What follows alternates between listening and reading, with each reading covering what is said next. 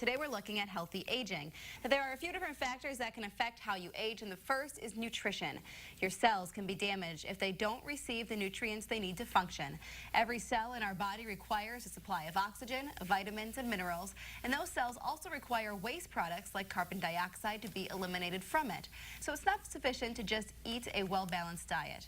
The food has to digest right and get absorbed into the bloodstream to get to the appropriate cells. And a lot of foods lack essential vitamins we need. Try to stay away from a lot of bread, pasta, and crackers. They're usually made with regular white flour, which isn't ideal. We're joined now this morning by Muthana Sartawi, an orthopedic surgeon with Christie Clinic. Good morning. Good morning. All right, so we're talking a little bit about knee and hip issues as we age. How problematic, though, are our knees and hips as we get into our golden years?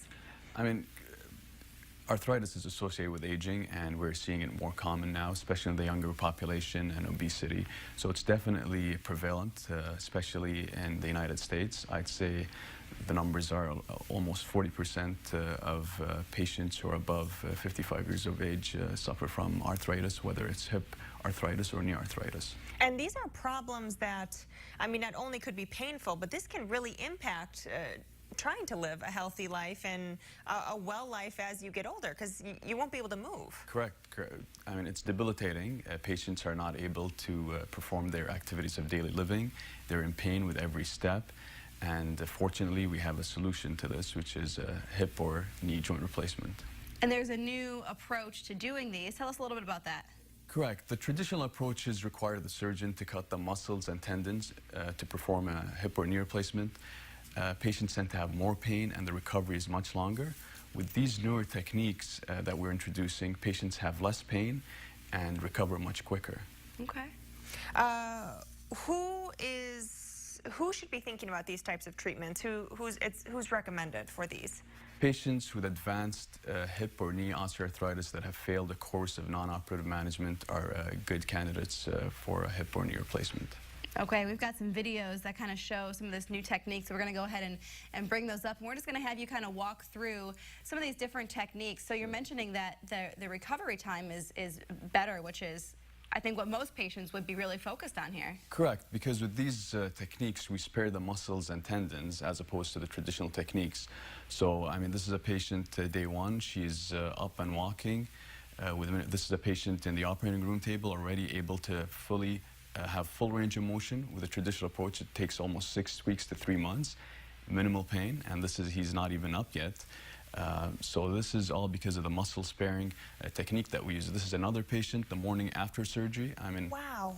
You can't even tell which knee was done. He had a knee replacement, and he's already walking like he walked before when he was younger.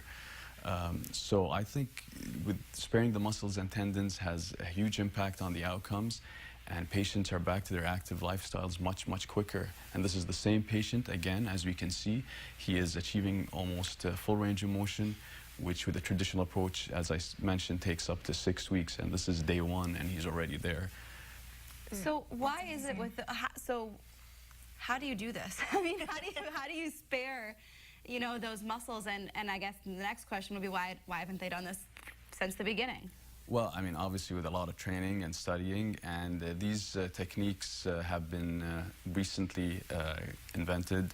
I trained at Rush University Medical Center, and we pioneered in the minimally invasive surgery, and those are the techniques that I'm bringing today. So they're more recent, and we've seen with studies that patients, as you can see from the videos, are in the hospital one day, if not the same day discharge, as opposed to the traditional approach where they're in the hospital for a few days and recover either using a cane or a walker up to 6 weeks or 3 months. I mean, as you can see with the videos that we showed, these patients are up on the same day of surgery, not requiring a cane or a walker. Are the patients surprised by how quickly they're up and moving after this surgery, or are they kind of reluctant to almost get up and do that? That's a good question, and very much so, actually, because they hear it from other patients who have gone through the traditional approach, so they're prepared to be rehabilitated for 6 weeks. So I don't tell them, but the next day after surgery, I mean, they're up and walking, and they're very happy patients. I've tried both approaches in training, the traditional approach and these newer techniques, and the satisfaction rate from these approaches is much, much higher. Is the longevity of the replacement just as good as with the traditional approach? Yes, it is, because with these approaches we spare the muscles and tendons, but we can still have a good view of how we position our components and position them safely. So today is all about living longer, healthy living. So how is this surgery really promoting that better lifestyle as we get older? With the traditional approach, just because of the pain, patients are immobile for a much longer period of time. And we know from research in medicine, pain and immobility has a negative impact on the human body and a patient's psychological well-being. So with these approaches, since patients have minimal pain and they're up and walking day one, they tend to go back to their active lifestyles and heal much quicker than the traditional approach. So intuitively, they're much healthier. Very good. And as a reminder, not every patient will qualify for this kind of surgery, so who would be best suited for this? Any patient with osteoarthritis or arthritis in general that has failed a course of non-operative treatment is a good candidate. The patients that I tend to delay surgery on are patients who are morbidly obese or who have a body mass index of above 40. This goes to traditional or these newer techniques because the studies in hip or knee replacements has shown that this group of patients has a much higher complication rate than the standard population. Okay, very good.